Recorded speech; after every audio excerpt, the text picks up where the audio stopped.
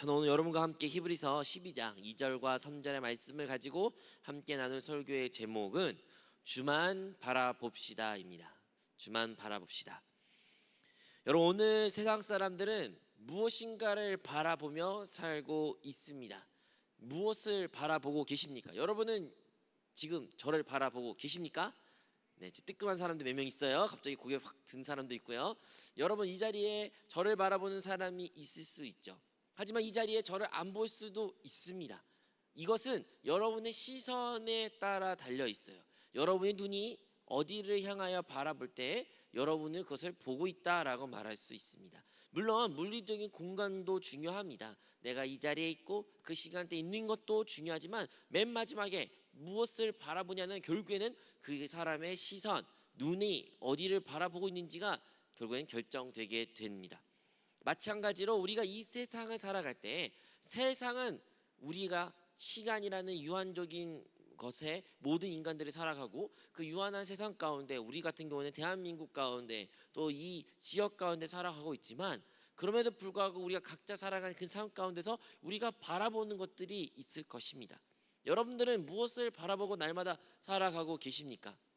이러한 물질적인 무엇을 바라본 것도 중요하고 하지만 그것보다 더 큰 비록 지금 우리 눈에 보이지는 않지만 내가 추구하고 내가 바라고 내가 얻기를 위하고 그것을 힘쓰는 무엇인가가 있을 터인데 여러분 그것을 어떠한 목표로 삼고 살아가고 계십니까?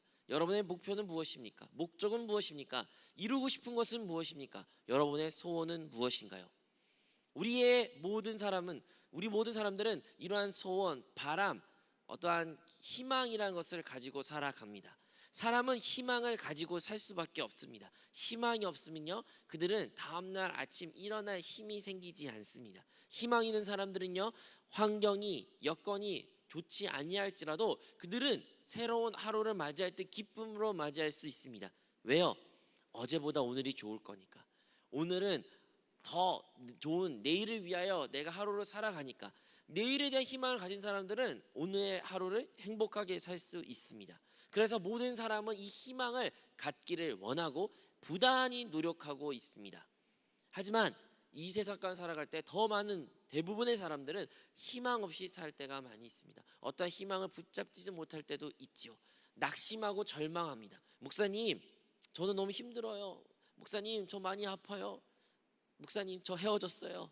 그러면 이제 삶의 의의를 모르고 너무 힘들고 아프고 괴롭고, 아니면 환경이나 목사님 저 시험에 떨어졌어요. 뭐가 떨어졌어요 할 때마다 그들의 희망 없음을, 그 낙심했던 그 마음들을 많이 표현합니다.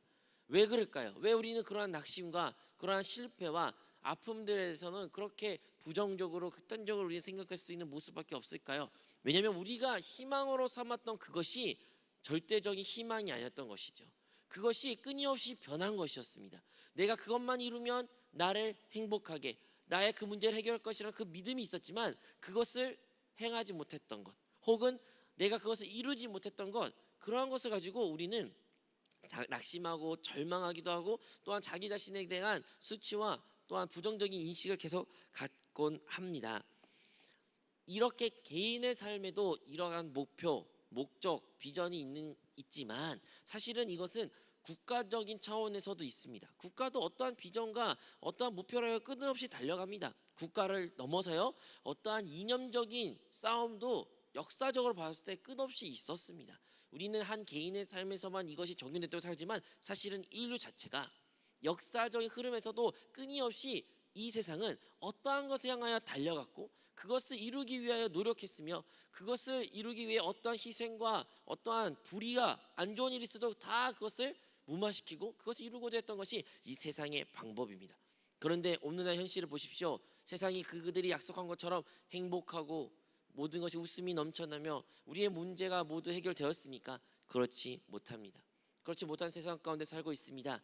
동일한 원인입니다. 왜냐하면 절대적인 진리를 붙잡지 못했기 때문입니다. 너무나도 그들이 말했던 희망이, 목표와 비전이 사실은 정말 안개와 같은 하루아침에 사라지는 그러한 잡히지도 않는 혹은 참되지도 않는 것을 붙잡고 혹은 목적을 설정했기 때문에 이 세상은 여전히 문제가 많이 있는 것입니다. 그렇다면 이 절망밖에 없는 이 세상 가운데 우리가 바라봐야 될 것은 무엇입니까? 다름 아니라 변하지 않는 것, 다름 아니라 하나님께서 우리에게 가르쳐 준 것, 우리에게 참된 소망과 희망을 주는 그것을 우리가 붙잡아야 되는데, 성경에서 그것을 예수 그리스도라고 말하고 있습니다. 여러분, 예수 그리스도가 우리의 참된 소망이 되신 줄로 믿으십니까? 예수님만이 우리의 참된 소망이 되십니다. 그래서 오늘의 본문의 말씀에도 말하죠. 누구를 바라보라고요? 오직 예수만 바라보자라고 말합니다. 필자는, 저자는 우리에게 말합니다. 동일하게 우리에게도 말합니다. 2000년 전에 말했던 독자에게 말하듯이 오늘날 우리에게도, 그리고 성령을 통해서 여러분 한 사람 한 사람에게 말하고 있습니다. 바로 우리가 해야 될 일은 다름 아니라 예수를 바라보자. 우리가 해야 되는 예수님을 바라봐야 되는 것입니다. 우리의 시선이 주님을 바라봐야 됩니다. 여러분, 그냥 주님과 함께 있는 것, 머리로 아는 것, 귀로 들은 것, 그냥 마음을 굳게 믿은 것, 그것이 아니라 진짜 우리의 물리적인 혹은 우리의 영적인 눈이 주님 향해 고정돼야 되는 그 주님을 바라보는 일이 우리 삶 가운데 이루어야 됩니다.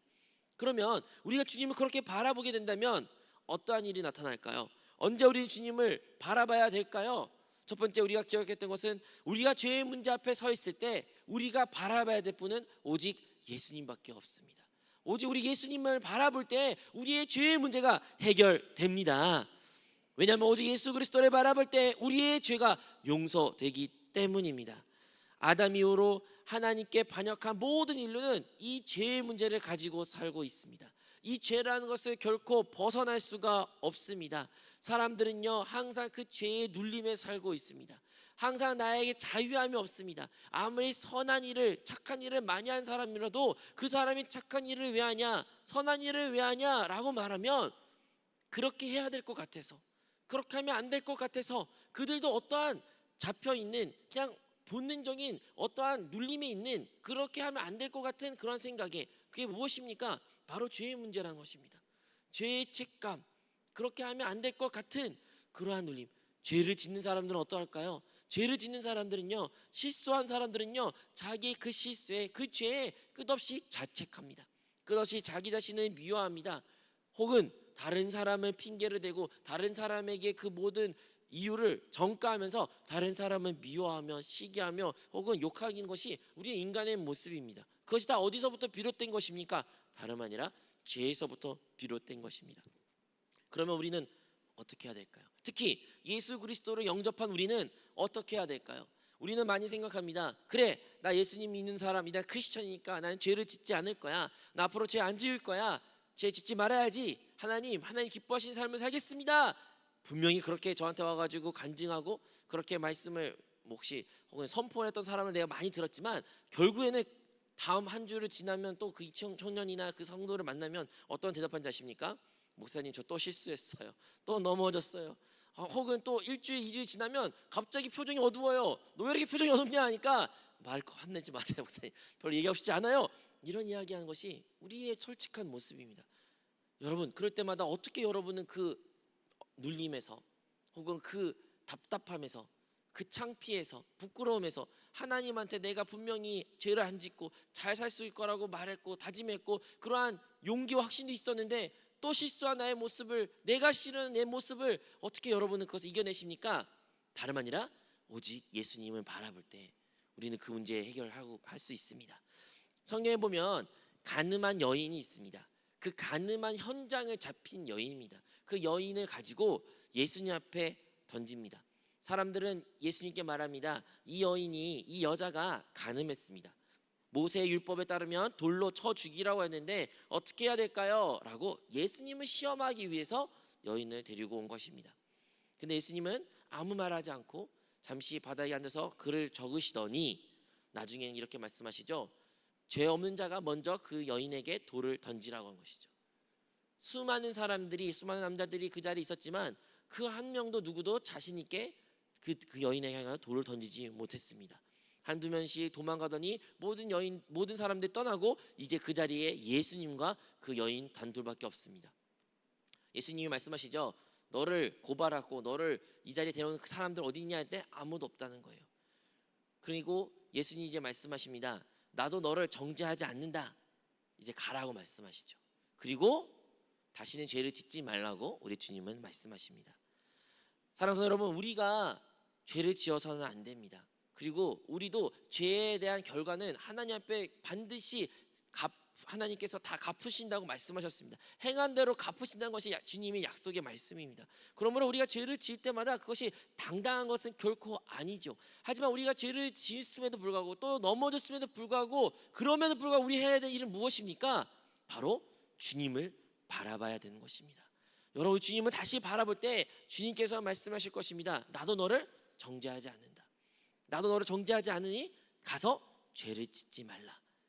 이 자리에 혹여나 여러분의 양심에 찔림이 있어, 혹은 여러분의 말을 뭘 못하는 죄가 있어, 하나님과의 관계가 서먹한 사람이 있다면 예수님의 그 십자가의 보혈로, 십자가의 모든 물과 피를 쏟으심으로 말미암아 우리가 하나님과의 막혔던 그 관계가 다 회복되었던 것을 믿으시기 바랍니다.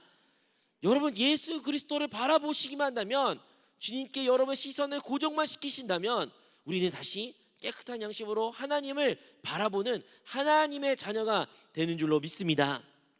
여러분, 이러한 여인도 이렇게 구원을 받았지만 우리가 잘 알고 있는 그 예수님의 십자가에서도 그 한 강도가, 예수님의 옆에 있던 한 강도가, 그도 어떻게 구원받았습니까? 주님을 바라봄으로 주님께 구한 것이죠. 주님의 그 나라에 가실 때 나를 기억해달라고, 나를 불쌍히 여겨달라고 그 강도의 말이, 그 강도의 주님을 향한 시선이 결국에는 예수님께서 그 강도의 모든 죄를 용서해 주시고 구원했던 역사도 우리는 기억해야 됩니다. 우리가 어떠한 죄를 지었던 어떠한 상태이든 세상 사람들이 우리를 설사 용서 못한 일이 당했을지라도 우리가 해야 될 일은 무엇입니까? 우리는 주님을 바라봐야 됩니다. 다시 한번 주님을 바라보고 주님께 우리의 모든 죄를 낱낱이 고백하고 우리가 하나님의 긍휼을 구할 때에 하나님께서는 그 하나밖에 없는 아들 예수 그리스도의 십자가에 죽이신 그 피로 말미암아 우리의 모든 죄를 사하시고 우리를 흰눈같이 깨끗이 하여 다시 한번 하나님의 참된 평안과 생명을 누리게 하는 줄로 믿습니다. 이러므로 우리가 예수 그리스도를 바라볼 때 우리 다시 한번 우리 안에 죄 사함을 받았다는 확신을 갖게 될 것이며 마음과 양심에 눌렸던 모든 것에부터 해방을 받고 참된 자유인으로서 성령 충만한 사람으로 살아가게 될 줄로 믿습니다. 그러므로 믿음의 주요 온전케 하시는 우리 예수님을 바라보는 우리 모든 성도님들이 되시기를 바라겠습니다. 두 번째로, 우리가 질병이라는 문제 앞에 있을 때 우리는 예수 그리스도를 바라봐야 됩니다. 여러분, 우리 삶에 문제가 발생했을 때, 특히 질병이라는 것이 있을 때 우리는 낙심 혹은 절망이라는 것을 느끼게 됩니다. 여러분, 아무리 세상에 지금 지구 반대편에 전쟁이 일어나고 있습니다. 총소리가 오고 막 로켓가 쏘아지고 건물이 무너지고 혹은 지진이 일어나고 많은 사람이 죽었다, 이런 뉴스를 우리가 접했을지라도 사실 마음 아파하는 분들도 계시겠지만 더 많은 사람들은 별로 피부적으로 느껴지지 않습니다. 남의 일이니까요. 내 일도 아니고요, 내 친척도 있는 것도 아니고 친구 있는 것도 아닙니다. 그런데 만약에 여러분이 오늘 다치시면, 여러분이 아프시면 여러분 그 문제를 어떻게 받아들이십니까? 오늘 아침에만 해도 전도사님 한 분이 이렇게 하다가 칼을 이렇게 손을 자르셨어요. 근데 피가 철철철 나더라고요. 피가 철철철 하고 살이 막, 이걸 어떻게 할까 염려될 정도로 크게 다치셨는데 많이 아파하셨어요. 많이 아파하셨어요. 특히 소독약을 뿌리는 순간 많이 아파하셨어요. 여러분, 우리가 이러한 우리의 작은 몸에 상처가 나고 그걸 소독약을 치료하기 위해서 조치를 취했을 때도 사람은 그 아픔에 너무나도 심취하게 됩니다. 그런데 여러분이 그거 이상의 더 큰 질병을 걸리게 된다면, 더 큰 아픔, 더 문제가 발생한다면 여러분 어떻게 무엇을 하고 무엇을 하실 것입니까? 많은 경우에는 우리는 바로 의학이라는 발달된 기술된 의학이라는 것을 이용하고 찾으려고 할 것입니다. 뭐 의사를 찾아가든 응급실을 가든 이런 저런 이 약도 먹고 저 약도 먹고 다양한 방법을 사용하고 그 질병에서 치유받으려고 노력하게 될 것이죠. 그런데 참 아무리 의학이 많이 발전할지라도 과거에 상상 못하는 많은 질병을, 죽을 수밖에 없는 그 질병에 우리가 치유를 받았을지라도 오늘의 의학에서 수준에서는 또 더 많은 질병들이 여전히 치유할 수가 없으며 여전히 더 많은 사람들이 아파하고 있습니다. 여전히 이유 모르는 많은 질병도 있고요, 이유 원인도 모르기 때문에 치료법도 없는 수많은 질병들이 이 세상 가운데 가득합니다. 그러한 상황까지 놓였을 때 사람은 절망하게 됩니다. 여러분 아까 말했죠. 우리는 처음에 작은 문제가 있으면 그냥 병원 가면 돼. 응급실 가면 돼. 약 먹으면 돼. 우리는 그것이 해결이라서 그것을 바라보고 의지하고 그것을 붙잡지만 사실 그것이 온전한 해결책이 아니라는 것입니다. 그러면 우리는 그런 상황 가운데 무엇을 해야 됩니까? 다름 아니라 우리 주 예수 그리스도를 바라봐야 되는 것입니다. 여러분 아담 이후로는 이 세상 가운데는 저주가 임했습니다. 저주가 임했고 모든 피조물들은 결국에는 사망이라는 것을 향하게 되는 것입니다. 결국에는 모든 인류는 이 사망에서도 벗어날 수가 없지만 질병은 그 사망을 체험하는 것을 앞당긴 일을 했는 것을 알아야 됩니다. 그것은 반드시 아담의 이후로 아담의 범죄 이후로 발생한 이 세상 가운데 있는 저주라는 것입니다. 하지만 예수님께서는 이 땅에 오시어 그 모든 질병을 치유하시고 그 모든 질병의 배후에 있는 귀신과 어둠을 쫓아내셨다는 것을 우리는 기억해야 됩니다. 우리 첫 번째 백부장의 믿음을 기억해 봅시다. 백부장은요 종이 있었습니다.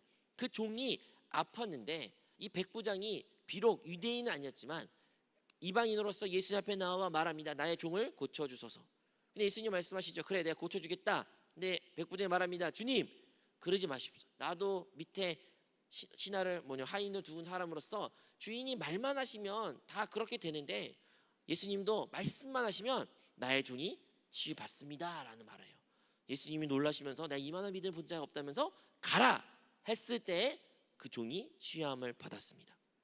이 백부장은요 누굴 바라보고 누굴 찾아온 겁니까? 바로 예수님께 나왔고 예수님을 바라봤으며 예수님께 구했습니다. 그리고 그의 믿음을 통하여 그의 시선이 주님께 고정된 것을 통하여 결국에 그는 그의 종이 치유받은 기적을 체험하게 된 것입니다.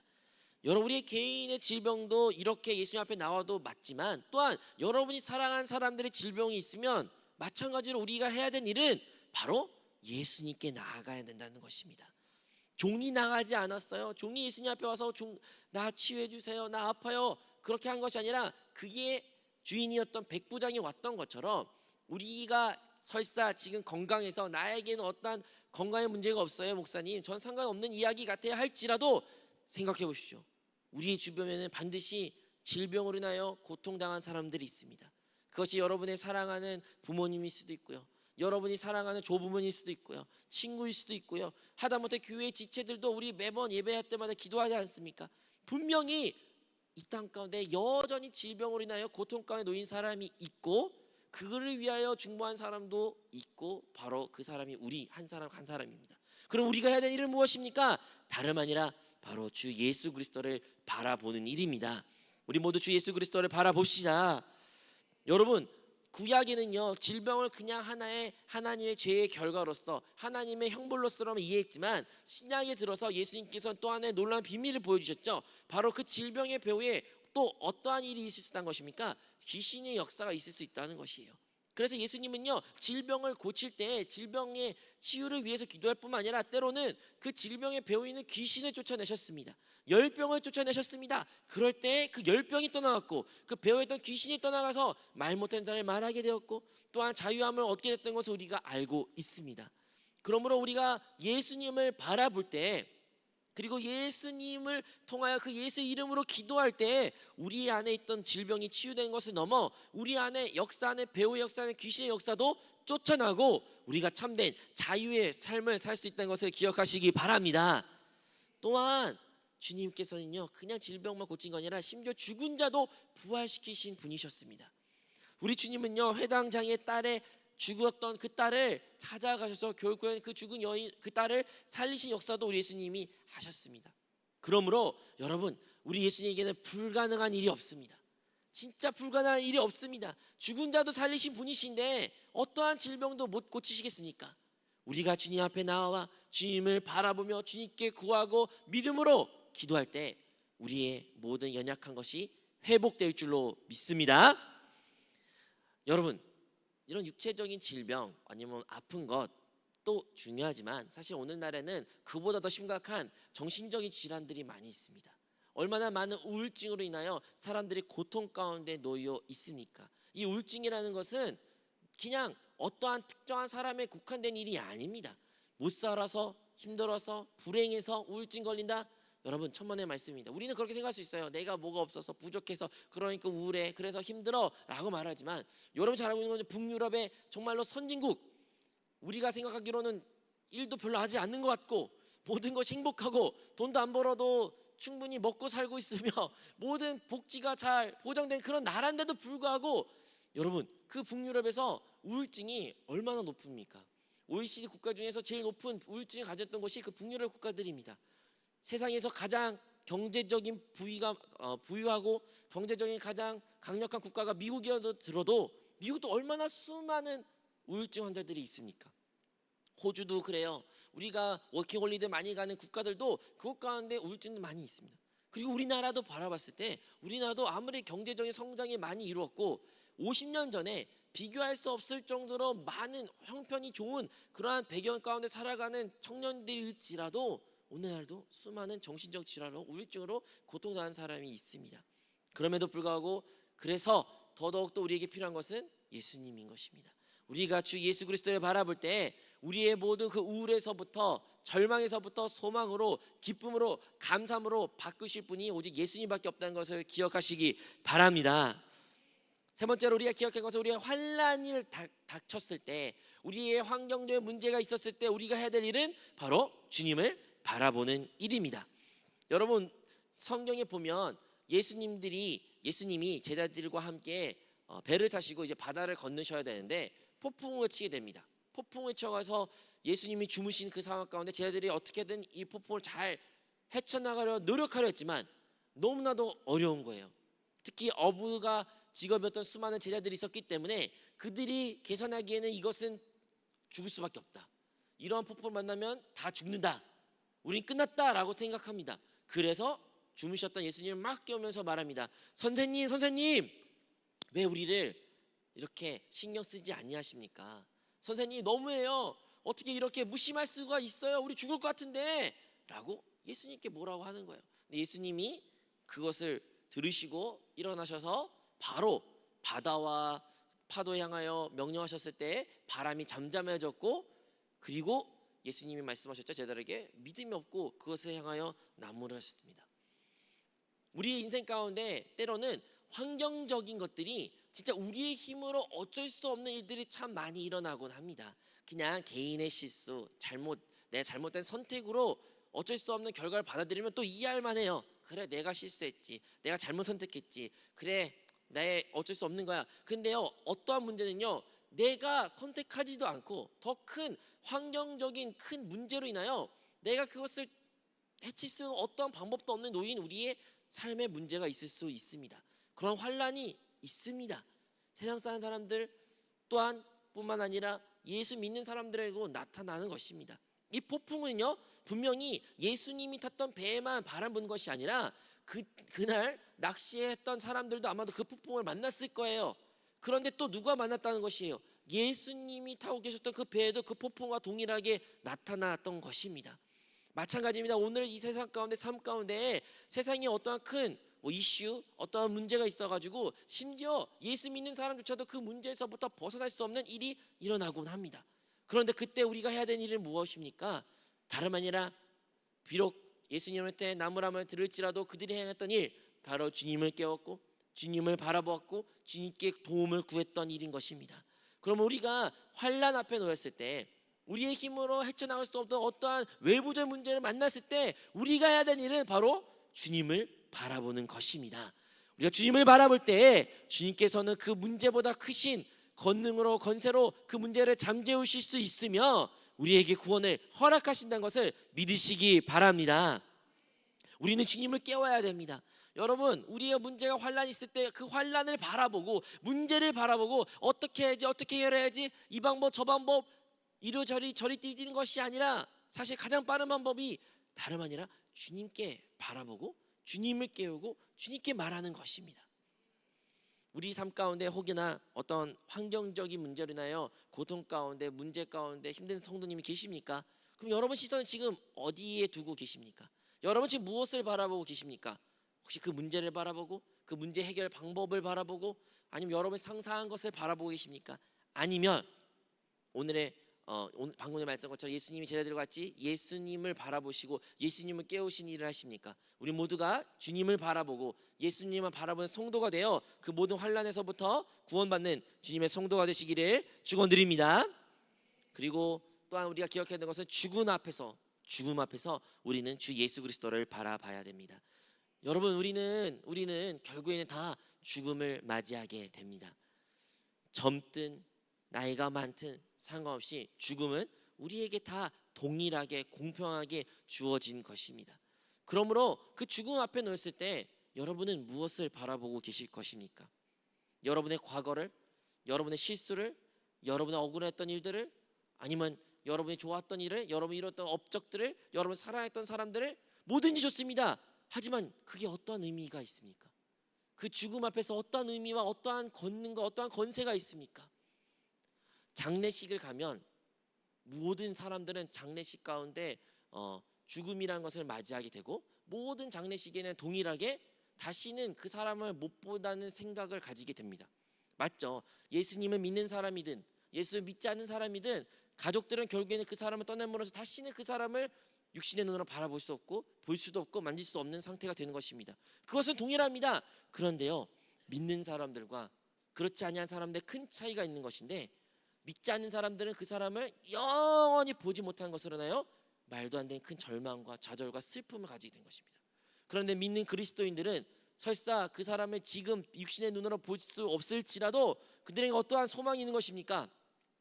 예수 그리스도를 믿음으로 말미암아, 나도 예수 그리스도를 믿음으로 말미암아 지금은 비록 우리는 잠시 헤어지지만 다시 그분을 만날 수 있다는 희망이 그 그리스도인들에게 있는 것이고, 먼 훗날 진짜 나의 본향, 나의 집, 하나님의 그 집에서 우리가 함께 보낼 거라는 믿음과 확신이 그리스도인이 있기에 그 장례식은 슬픈 것이 아니라 감사와 또한 은혜의 자리가 되는 것입니다. 그러므로 사랑하는 성도 여러분, 우리가 죽음 앞에서 무엇을 바라봐야 될까요? 우리는 예수 그리스도를 바라봐야 됩니다. 예수 그리스도를 바라봅시다. 오직 주님을 바라볼 때 우리에게 참된 소망이, 참된 희망이 나타나게 되는 것입니다. 여러분, 이 세상 가운데 우리가 그렇게 수많은 노력과 수많은 수고와 수많은 야망과 꿈과 많은 에너지를 소비하고 많은 것을 얻으려고 그렇게 구군부단합니다. 그런데 죽음 앞에서는 어떠한 의미가 있나요? 진짜 우리가 내일의 미래도 알지 못한 사람이기에, 만약에 여러분 내일 우리가 죽게 된다면, 우리의 내일 생이 끝나게 된다면, 여러분 우리가 모든 이루은 것들이, 아니면 노력한 것들이 어떤 의미를 갖게 됐습니까? 어떠한 의미를 이 세상은 제공하지 못합니다. 하지만 예수 그리스도를 바라본 자들에게는, 예수 그리스도께 소망에 둔 사람들은, 예수 그리스도를 따라 사는 자들에게는 그 모든 것이 설사 내일의 세상이 끝나고 나의 생애가, 나의 숨이 멎을지라도 그들은 기쁨과 감사와 하나님께 기쁨으로 달려갈 수 있는 자가 된다는 것을 기억하시기 바랍니다. 그러므로 세상 사람들은, 모든 사람들은 사망을 두려워합니다.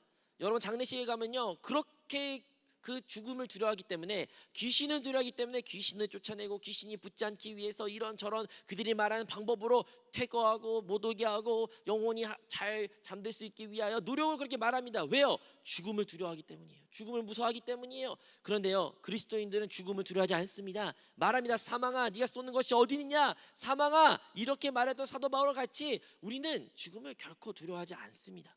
죽음은 하나님께 나아가는 하나의 문인 것일 뿐입니다. 내가 그토록 바라고 만나기를 소망했던 그분을 만날 수 있는 하나의 문인 것이 죽음입니다.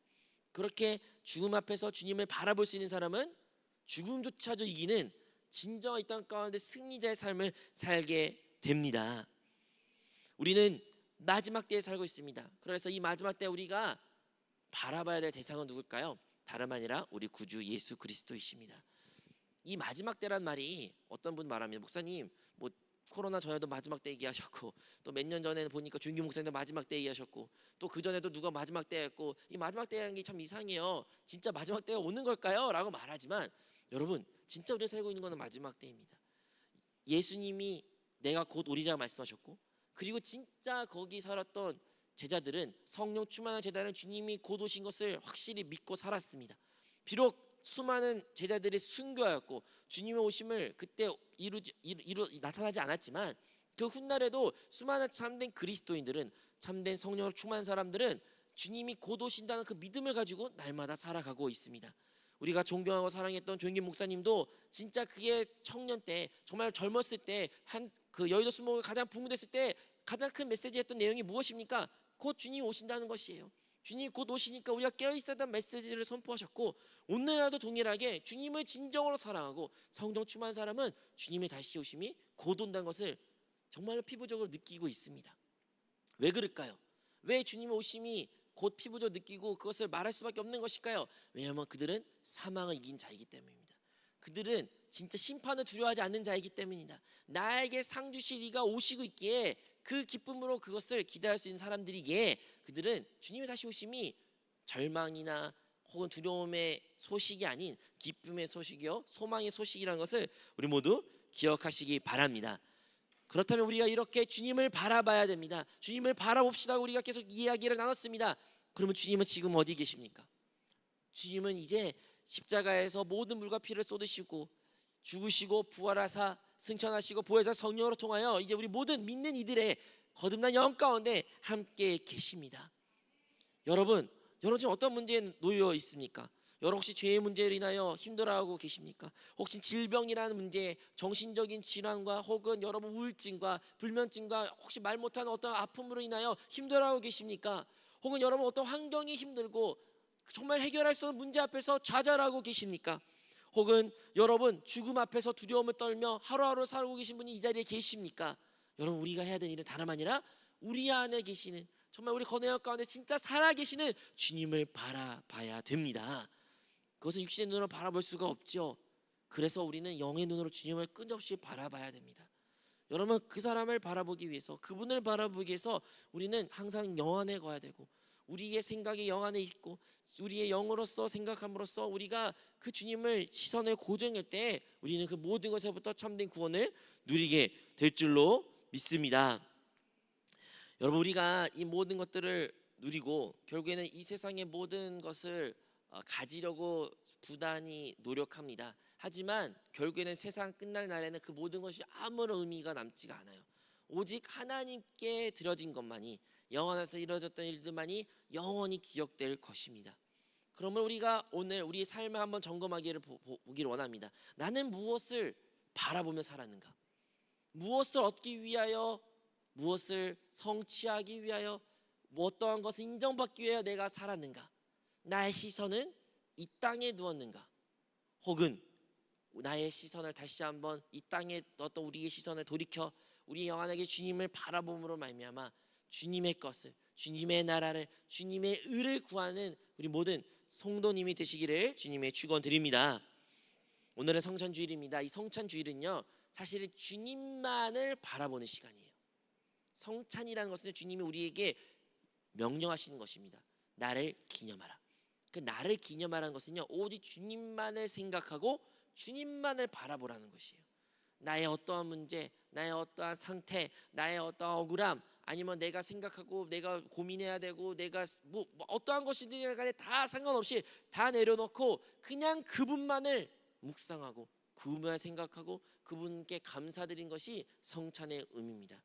그러면 우리 무엇에 대한 생각, 주님을 바라볼 때 어떤 생각을 해야 되는 거예요? 첫 번째 그리스도의 예수님의 우리를 향하신 사랑과 희생을 우리는 묵상해야 되겠죠. 주님을 바라볼 때 주님이 죽으심으로 말미암아 결국에는 이제 우리 안에 다 계심으로써 우리가 이 떡이 하나였던 것처럼 우리가 다 하나였던 것을 우리는 기념하고 묵상해야 될 것입니다. 또한 성찬은 결국에는 주님이 다시 오실 것을 기대하는 시간입니다. 성찬을 주님 떼시면서 내가 다시 오겠다고 말씀하신 것처럼 우리가 이 성찬식을 통해서 주님이 다시 오심을 묵상해야 됩니다. 그리고 주님께 감사하고 경배하며 그것이 영적인 우리의 양식이 되어 그것을 진짜 먹고 마실 때 우리에게는 영적인 생명이 또한 우리의 병든 몸도 치유된다는 것을 기억하시면서 이러한 것 묵상과 믿음으로 성찬 참여하실 때 놀라운 기적을 우리 모두 체험하게 될 줄로 믿습니다.